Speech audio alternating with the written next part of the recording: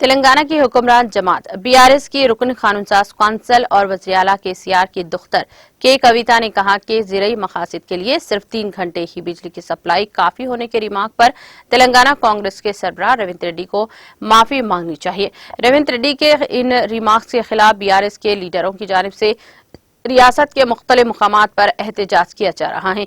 इसी के हिस्से के तौर पर कविता ने एमएलए नागेंद्र के साथ शहर हैदराबाद के विद्युत सुधा में मुनक़िदा एहतजाज में हिस्सा लिया।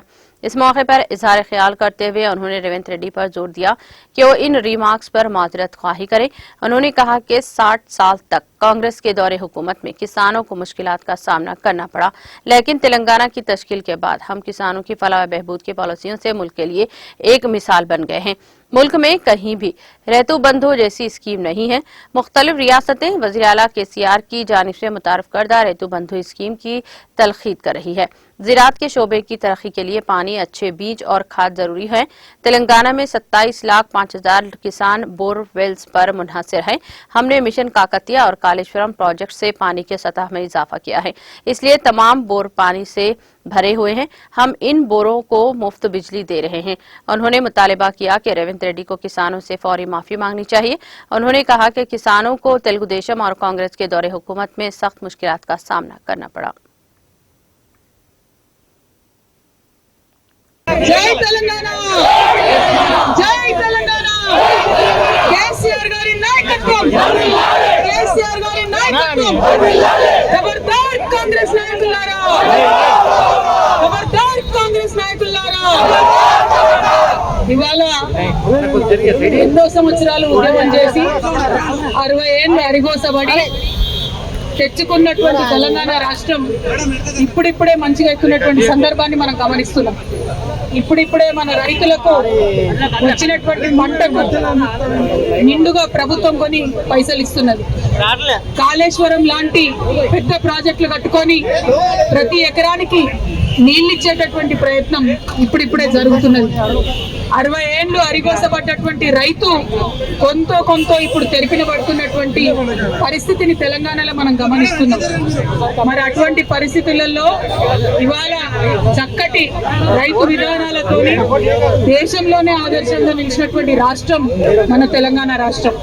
గౌరవ ముఖ్యమంత్రి కేసీఆర్ గారి నాయకత్వంలో 15వ పొజిషన్ లో ఉంటుంది మనం వరి పంటలో, కానీ ఇవాళ పంజాబ్ తర్వాత 2వ స్థానానికి దేశంలో వచ్చినామంటే అది కేవలం మన మంచి విధానాలతో వ్యవసాయానికి ఫ్రెండ్లీగా ఉండే మన పాలసీలతోనే అది సాధ్యమైందని చెప్పి మనందరం కూడా సంబరంగా ఉన్నాం।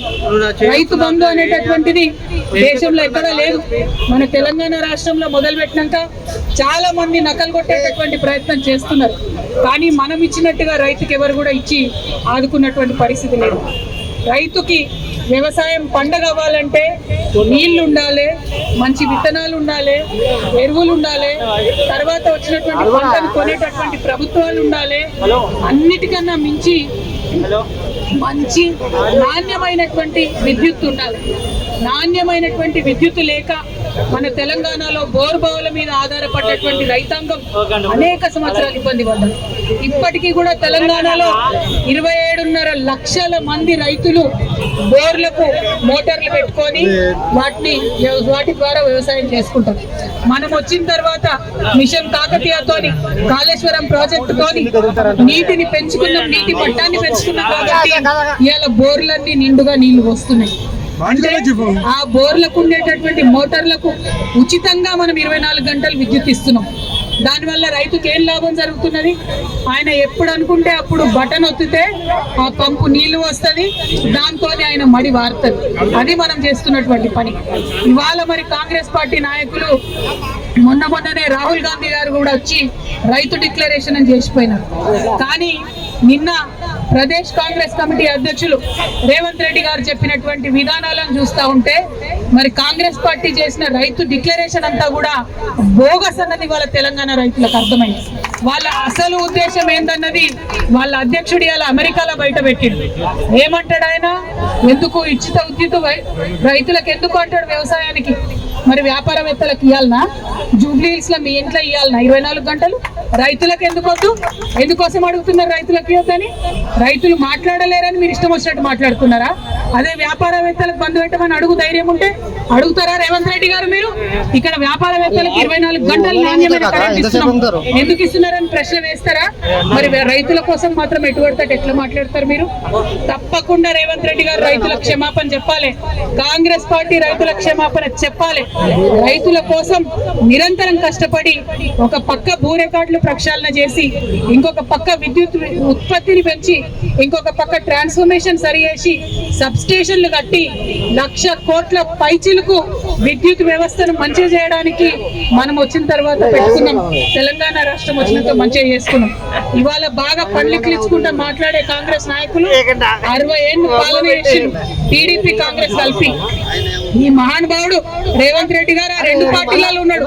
ఆయన ఉన్న ఆ 2 పార్టీలు కూడా రైతులకు ఏనాడు ఏం